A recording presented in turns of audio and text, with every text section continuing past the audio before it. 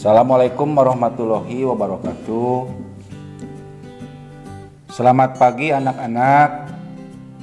Pada hari ini kita akan melaksanakan sebuah video pembelajaran di kelas 10 IPA 1 tentang sejarah Indonesia. Namun sebelumnya kalian siapkan materi-materi yang akan kalian pelajari dan fokus ke depan untuk memperhatikan materi-materi yang akan Bapak sampaikan. Jangan lupa di situasi pandemi ini tetap menjaga prokes ya, sehingga kita bisa melaksanakan kegiatan ini dengan baik. Materi yang bab 1 yakni cara berpikir sejarah. Kalian harus memahami tentang pengertian sejarah, bahwasanya sejarah itu berasal dari bahasa Arab, dari pohon. Pohon itu bercabang. Nah, di sini artinya dari akar hingga batang, ranting dan daun berhubungan. Oleh karena itu, sejarah merupakan silsilah dan kelanjutannya sampai zaman sekarang. Ada juga pendapat dari orang luar negeri, yakni pengertian sejarah dari Herodotus, bahwasanya sejarah adalah perjalanan yang lurus ke depan. Ya, tujuannya pasti. Ada juga yang mengatakan manusia peradaban dengan seluruh proses perubahan nyata dengan segala sebab akibat. Ini dari Herodotus dan Ibnu Khaldun mengenai pengertian sejarah.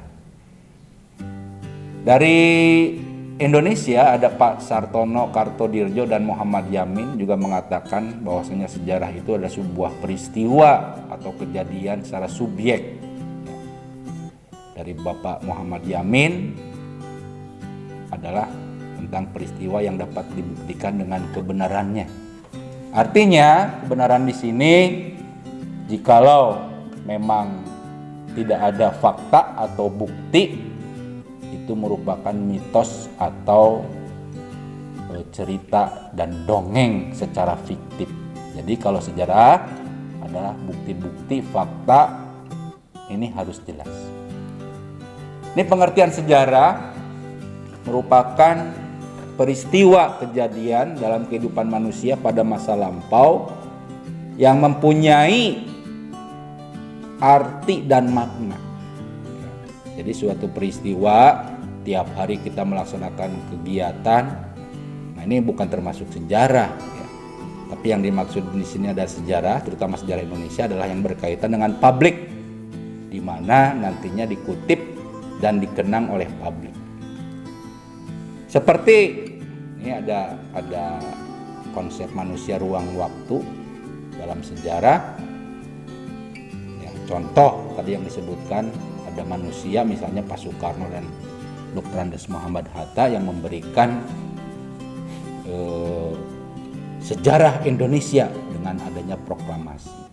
Tempatnya jelas, misalnya di Pegangsaan Timur nomor 56 Jakarta. Waktunya pun jelas. 17 Agustus 1945. Lalu cara berpikir kronologis dalam mempelajari sejarah, ya, ini kita pun harus berkaitan dengan peristiwa-peristiwa yang berkaitan dengan ilmu. Ya, dengan kata lain, bahwasanya sejarah harus mempunyai kronologis yang berkesinambungan. Ya, seperti bom atom di Hiroshima dan Nagasaki, lalu Jepang menyerah, proklamasi kemerdekaan, dan selanjutnya ada peristiwa Rengas Dengklok dan Indonesia merdeka. Ini cara berpikir diakronik dalam sejarah, dalam bahasa Yunani adalah waktu. Ya, waktunya jelas, kemudian kejadiannya pun jelas. Sehingga memunculkan cara berpikir diakronik dalam mempelajari sejarah. Ada beberapa periodisasi sejarah Indonesia ya, yang karena urutannya dari yang paling awal.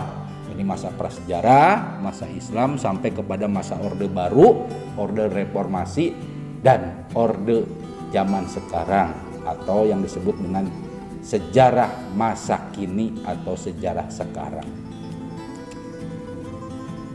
Cara berpikir sinkronis mempelajari dari dalam Kamus Besar Bahasa Indonesia itu berkaitan dengan suatu masa, di mana masa ini berkaitan juga dengan masa-masa yang akan datang, yang akan dipelajari oleh kita semua.